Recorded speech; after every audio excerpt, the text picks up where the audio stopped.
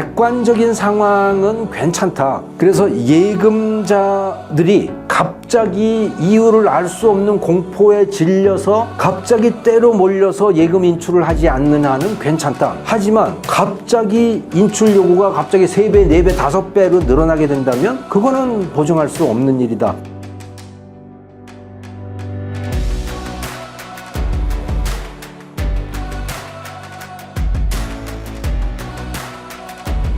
여러분 안녕하세요.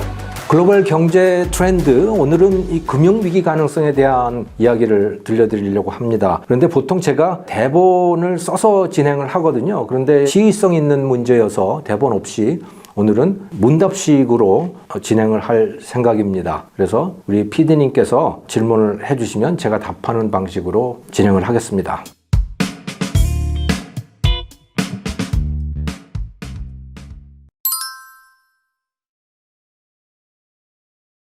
2008년 금융위기하고는 좀 성격이 다릅니다. 그때는 2008년은 사실은 그럴 만한 상황이 있었어요. 왜냐하면 그 2008년 글로벌 금융위기를 가져온 제일 밑바닥에 보면 서브프라임 사태라고 하는 게 놓여 있거든요. 이 서브프라임이라고 하는 그 말은 저신용 대출자들입니다. 그래서 은행들의 입장에서 보면 프라임 고객이 있고 서브프라임 고객이 있는 거예요. 프라임 고객은 뭐 우량 고객이다. 그러니까 신용도가 높은 고객이고 서브프라임 고객은 신용도가 낮은 고객이에요. 그래서 잘못하면 이 연체가 발생하는 그런 고객들을 서브프라임 고객이라고 하는데, 미국 정부가 1990년대 말 2000년대 초반부터 주택보급률을 높이기 위해서 이 서브프라임 고객에게도 대출을 해주라고 정책적인 인센티브를 은행들에게 줬던 거예요. 그래서 이 갚을 능력도 별로 없는 사람들이 대출을 받게 된 것이고, 그렇게 하다 보니까 주택에 대한 수요가 늘어나게 되고 주택가격이 급등을 하게 됐죠. 그런데 주택가격이 급등을 하니까 은행들이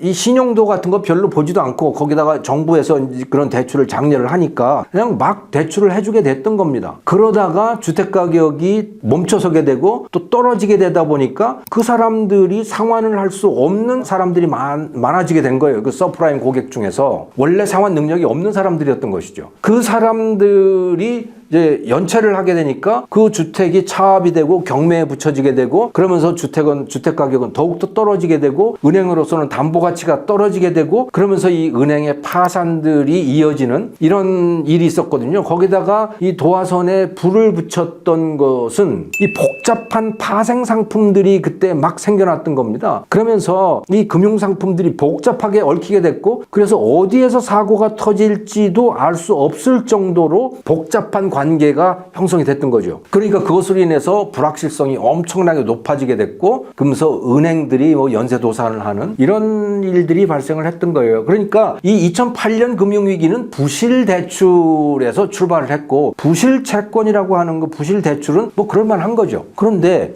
현재 실리콘밸리 은행으로부터 출발한 이 위기는 사실은 이게 은행이 파산할 만한 사태라고 보기는 어려운 거예요. 그러니까 금리가 인상돼서 은행이 투자해 놓은 채권 값이 떨어진 것이 문제가 되기는 했지만, 그것이 은행 예치금을 못 내줄 정도가 그런 손실은 아니었던 겁니다. 그런데 갑작스럽게 예금자들이 대량 인출을 하고 나서면서 이 문제가 생겼다, 이렇게 보시면 되는 거거든요. 이렇게 대량 인출 요구가 들어오게 되면 파산하지 않을 은행들이 사실은 없다. 그러니까 은행의 비즈니스 모델 자체가 그렇게 되어 있기 때문에 그런 것이죠. 그런데 전혀 예기치 못한 사태로 인해서 실리콘밸리 은행이 파산을 하게 된 거고, 그것 때문에 공포심리가 확산된 것이고, 그래서 2008년 금융위기하고는 상당히 성격이 다른 거죠. 그러니까 객관적 상황만을 놓고 본다면 현재는 2008년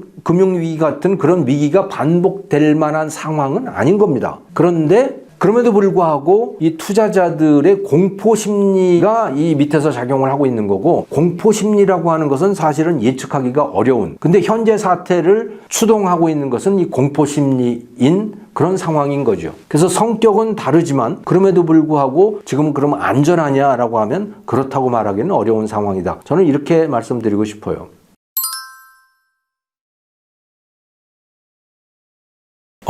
객관적 상황부터 먼저 말씀을 드릴게요. 우리나라의 예금은 은행에 예치된 것들은요, 이 소액 예금이 상당히 많습니다. 소액이라고 하는 게 그러니까 1억 이하짜리 예금, 소액은 아니지만 아무튼 이 금융산업이라고 하는 측면에서 보면 그렇다는 거죠. 1억 이하짜리 예금이 우리나라 시중 예금들을 보면 그게 99.5%예요. 그리고 5천만 원까지는 다 예금자 보호가 되고 있기 때문에 사실 객관적 상황만 본다면 실리콘밸리 은행처럼 대량 인출 요구가 생길 만한 상황은 아닙니다. 실리콘밸리 은행은 어떻냐면 전체 예치금 중에서 4%만이 예금 보호가 되는 예금이었어요. 그러니까 미국은 25만 달러까지가 예금자 보호가 되거든요. 그런데 그 96%는 다 25만 달러 이상인 예치금들이었던 거죠. 그러니까 사실은 불안감을 가질 만도 했어요. 그런데 우리나라는 99.5%가 1억 원 미만의 예치금들이어서 그렇게 대량 인출이 생길 만한 상황은 아닙니다. 그리고 이 실리콘밸리 은행은 그러니까 전체 예치금 중에 56%를 유가증권 채권에 투자를 했었잖아요. 근데 우리나라의 시중은행들의 경우는 유가증권에 대한 투자 비중이 16%입니다. 전체 자산 중에. 실리콘밸리는 56%고 그리고 그 손실 규모를 본다면 이 실리콘밸리 은행은 자기 자본 중에 손실 규모가 111%였어요. 그러니까 이 자기 자본에 대해서는 꽤 큰 손실을 본 것인데 우리나라도 채권에 투자를 하긴 했지만 우리나라의 은행들도 규모는 자기 전체 자산 규모에 비해서 7% 이 정도밖에 안 되기 때문에 실리콘밸리 은행의 손실에 비해서 이 자산 손실 규모가 상당히 작다. 이렇게 보시면 될 것 같아요. 그래서 객관적인 상황을 본다면 그렇게 걱정할 일은 아니다. 그리고 무슨 문제가 생긴다고 하더라도 소위 유동성 커버리지 비율이라고 하는 것이 있는데 이것은 지난 한 달 동안의 예치금, 그 은행이 현금으로 내준 그 돈, 그것을 현재 감당할 수 있는가? 그래서 아주 유동성이 높은 자산으로 그 자산을 운영하고 있는가라고 하는 것을 이 정부 당국이 규제를 하고 있거든요. 근데 그 유동성 커버리지 비율이라고 하는 게 이 모든 시중은행들이 100% 이상을 넘어가고 있습니다. 그래서 과거처럼 지금까지처럼 인출을 한다면 거기에는 전혀 문제가 없다. 한 달치 정도는 내줄 수 있다. 그런데 이것도 사실은 만약에 지금까지처럼 안 하고 갑자기 무슨 별 이유도 없이 대량 인출을 한다면 여전히 문제는 생길 수가 있는 거죠. 하지만 객관적인 상황, 또 미국의 실리콘밸리 은행과 비교를 해본다면 상당히 안정된 상태다. 이렇게 말씀드릴 수 있을 것 같아요. 하지만 저축은행은 여전히 문제입니다. 지금 시중은행에 대해서 말씀을 드린 건데 저축은행은 확실히 문제가 있다. 저축은행이 특히 문제가 되는 게 지금 부동산 PF 대출들이죠. 프로젝트 파이낸싱 대출. 이게 코로나를 겪으면서 3.5배, 3배 반으로 늘어났어요. 그리고 최근에 들어서 이 부동산 가격이 낮아지다 보니까 그리고 집도 잘 안 팔리고 이렇게 되다 보니까 이 요주의 이하 여신 비율, 그러니까 일종의 부실 대출이 된 그런 것이 2021년 말에 15%였던 것이 작년 9월 말에는 24%로 늘어났어요. 2023년에 들어와서는 이 숫자가 얼마가 됐는지는 모르겠는데 아마 조금 더 늘어나지 않았을까요? 네, 그래서 이 저축은행의 경우에는 부동산 PF 대출에서 이 부실이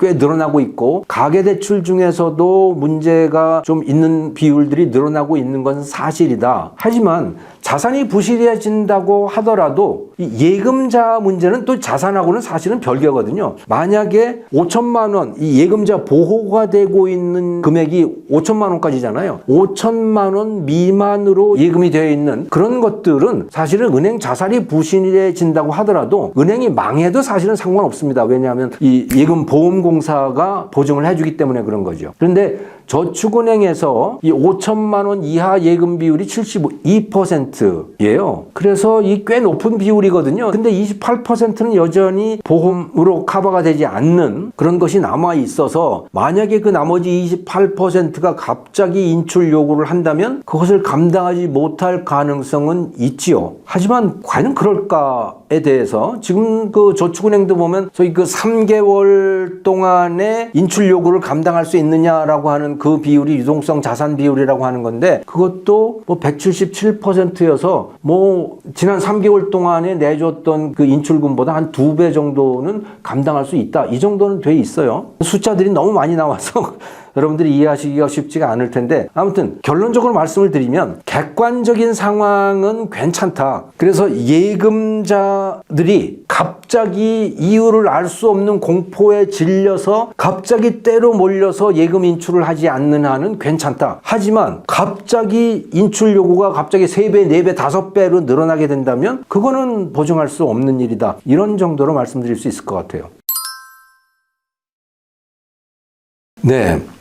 사실은 밑도 끝도 없습니다. 대다수의 예금들이 예금자 보호를 받는 상황에서는 공포심리에 질릴 이유가 사실은 별로 없는데 그럼에도 불구하고 뭐 은행이 저 문제가 있대. 그러면 이거 여기서 이 저축은행에서 돈 빼가지고 큰 은행에다 맡겨야 되는 거 아니야? 이 은행도 문제가 있대. 라고 뭐 페이스북에서 트위터로 또는 카톡에서 막 돌아다니면 그러면 공포가 전염이 되는 거죠. 자, 근데 이거는 정말 극복하기 힘든 동물의 본능입니다. 이 공포 본능이라고 하는 거는. 여러분들 그 물고기도 그렇고 벌레들도 그렇고 원숭이들도 그렇고 늑대도 그렇고 전부 공포 본능이 있어요. 그리고 그 공포 본능은 어떤 한 개체가 공포에 휩싸이기 시작하면요. 이유도 모른 채 주변 개체들이 전부 똑같이 공포에 질리고 그래서 꼼짝 못하게 되고 또는 갑자기 도망을 가게 되고 이렇게 되는 거거든요. 그리고 사실은 이것은 자연 상태에서는 매우 중요한 본능적인 반응이죠. 왜? 공포가 뭔지 그 원인이 뭔지 따지고 있으면 다 그 공포의 원인 때문에 어떤 맹수에 잡혀먹게 되고 다 이렇게 되잖아요. 그러니까 이거는 매우 필요한 본능이었던 거예요. 인간도 다르지가 않은 거죠. 그렇게 공포 본능을 갖고 있는 개체들이 더 많은 자손을 퍼뜨렸기 때문에 그게 우리에게도 지금 본능으로 존재하고 있는 겁니다. 하지만 이제 시장이라고 하는 건 그런 건 아니거든요. 시장은 그렇게 동물적인 공포 본능에 휩싸일 대상이 아닌 거예요. 그러니까 정신을 바짝 차려야 되는 거죠. 그런데 우리도 모르게 남들이 어떻다 그러면 아무 생각도 없이 같이 공포에 휩싸이게 된다. 라고 하는 거예요. 본능적이기 때문에 그런 거죠. 하지만 우리는 인간 아닙니까? 그러니까 인간이라면 이성을 발휘해야 되는 거죠. 그래서 도대체 정말 그런 거야? 라고 따져보셔야 되는 겁니다. 따져보셔야 되는 거예요. 그리고 공부를 많이 하셔야 되는 거고 김정은 경제TV도 많이 보셔야 되고 그래서 이게 정말 공포에 휩싸여야 되는 건지 아니면 괜히 부안해동해서 나만 괜히 손해를 보는 건 아닌지 이런 것들을 여러분들이 잘 파악을 하셨으면 좋겠습니다. 이 실리콘밸리의 파산 이것도요. 사실은 이 예금자들이 공포에 휩쓸려가지고 대량 인출을 했기 때문에 생긴 것이지 그렇지 않았으면요. 이 은행이 파산할 이유도 없는 거고 그리고 예금자들이 돈을 떼일 이유도 없었던 거예요. 그런데 그냥 한꺼번에 몰리는 바람에 이렇게 된 거죠. 사실은 이 사태는 여러분들이 사태를 정확하게 파악을 하시느냐, 예금자들이 사태를 정확하게 파악을 하시느냐, 아니면 근거 없는 공포에 휩싸이시게 되느냐 라고 하는 것이 이 사태가 더욱더 커질 것인가 아니면 이 정도에서 마무리가 될 것인가 라고 하는 것을 결정짓는 가장 중요한 변수라고 저는 생각합니다.